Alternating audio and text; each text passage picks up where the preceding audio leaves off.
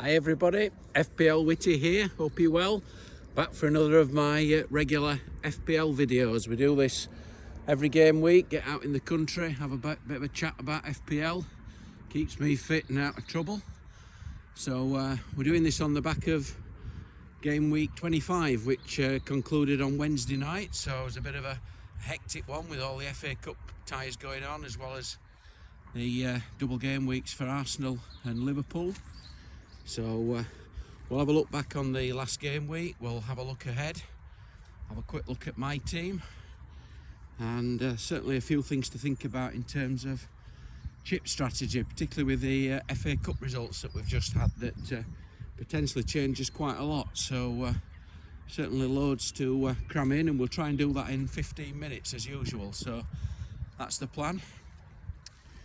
So yeah, quick look back at game week 25. It was a bit of a unique game week really, wasn't it? Because we had 4 teams with a double and 4 teams with a blank. It's not often we get that, so a bit of a tester to try and get your team together.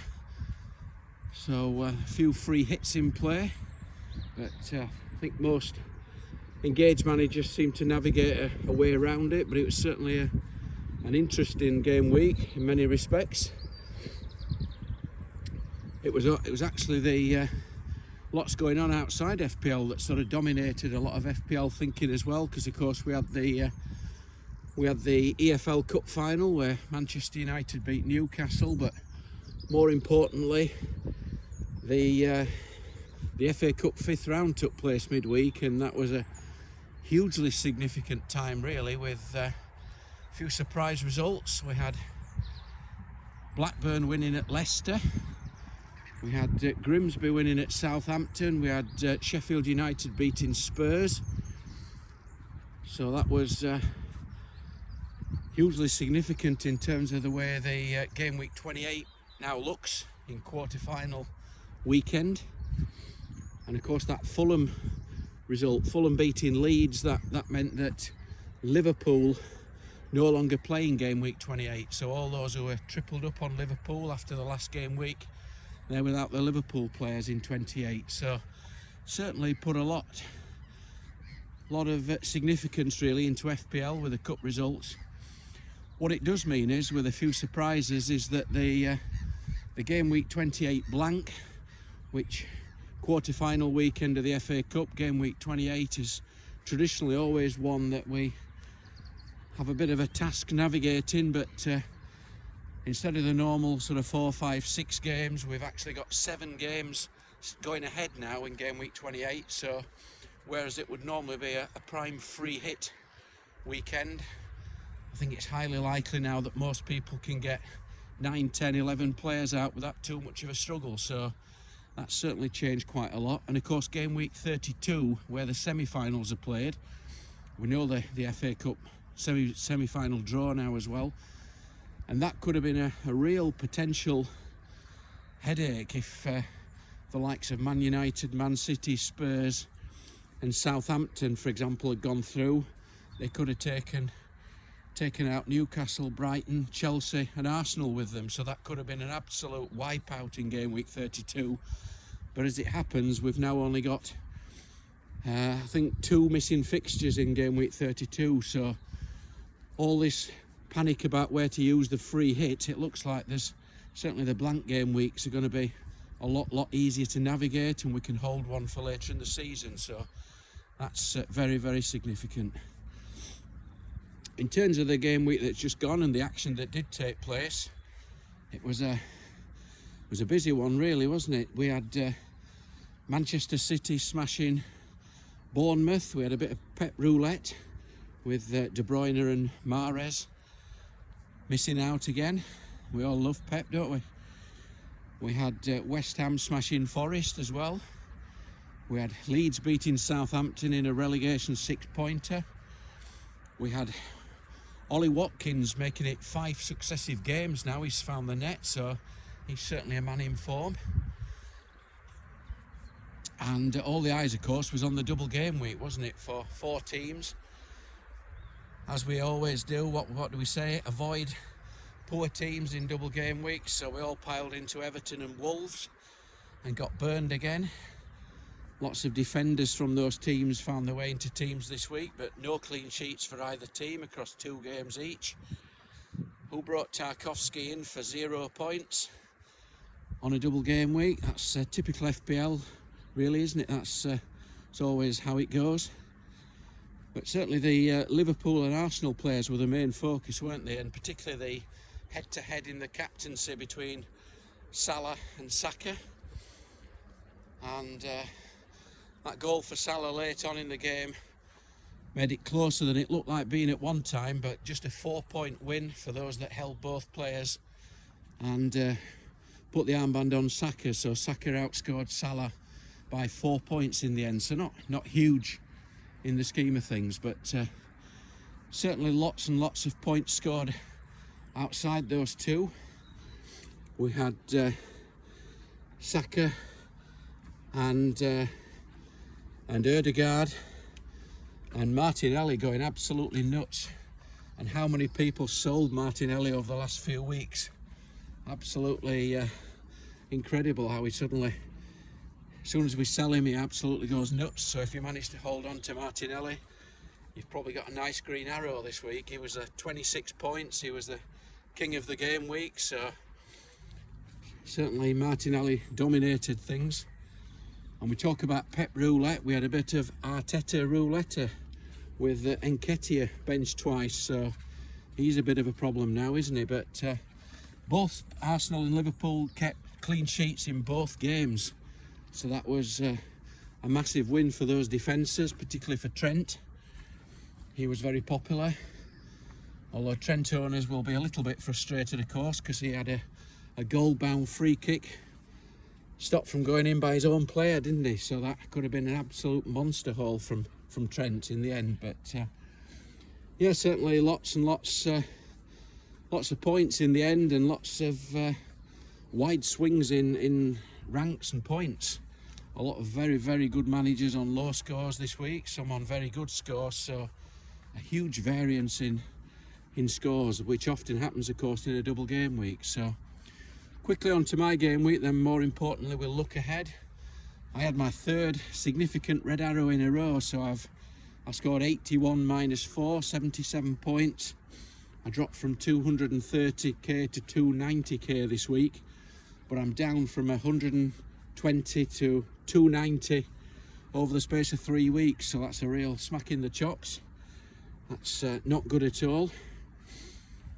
I was one of the people that sold Martinelli, so that came back to haunt me.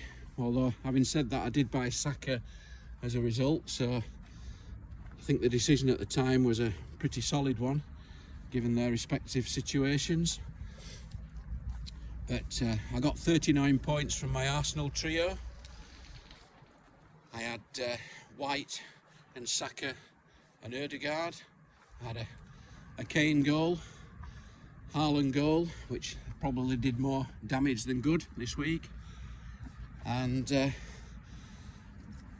Salah 22-point captain return. But certainly Martinelli and Trent were the rank killers for me this week. So, as well as the captaincy decision, I had a decision whether or not to get Trent in for an extra hit and let go of Kane to Darwin.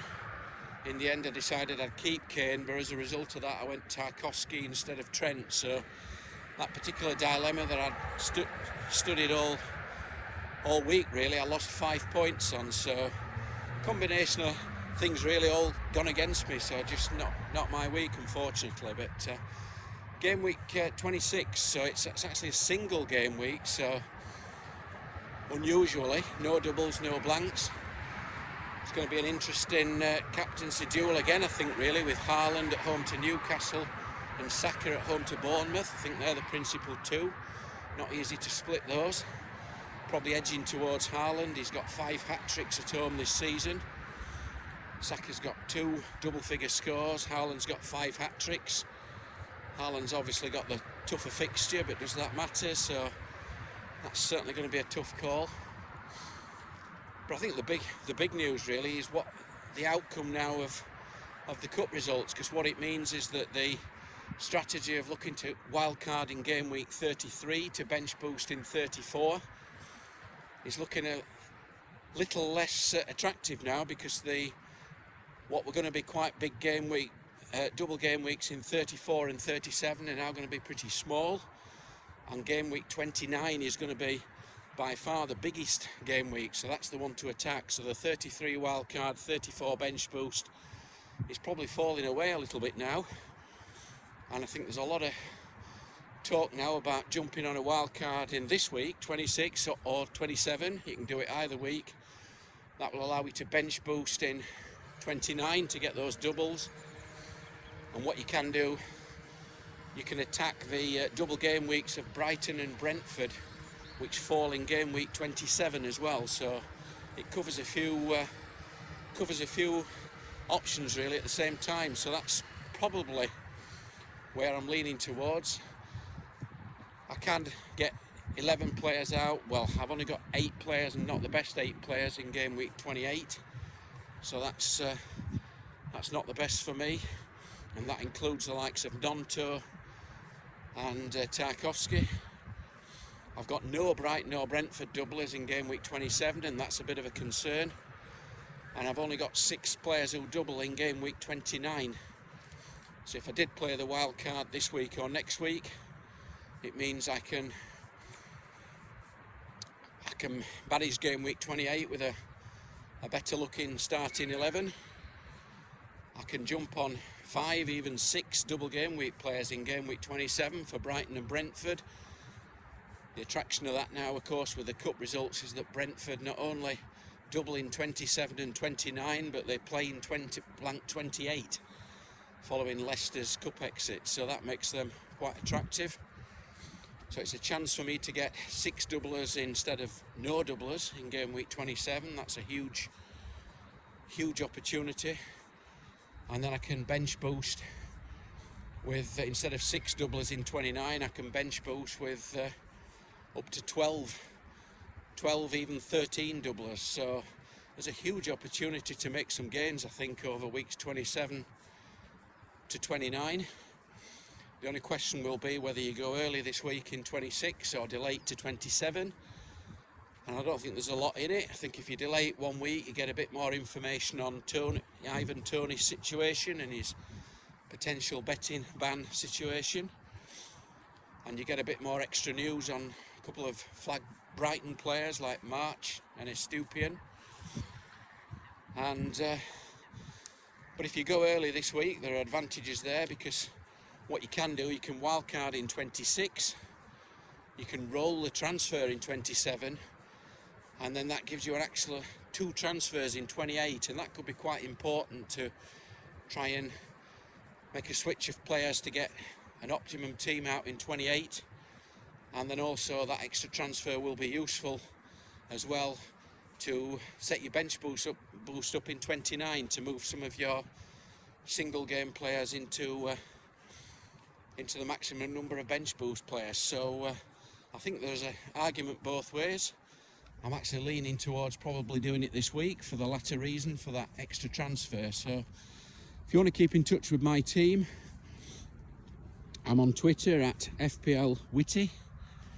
You can follow me on the Fantasy Football Geek website. I write articles there once a week. I've got an article there coming out today, and I'll be back each week to do these videos. So certainly lots and lots to think about, but certainly the FA Cup results were probably the most significant thing to happen for us this week, because it does certainly affect chip strategy quite a lot, and I think you'll see quite a lot of wildcards this week. As I say, it just gives you a bit of a boost over the next few weeks really, and there's less need perhaps now to use it later on, with all the later big blanks and doubles less of a problem.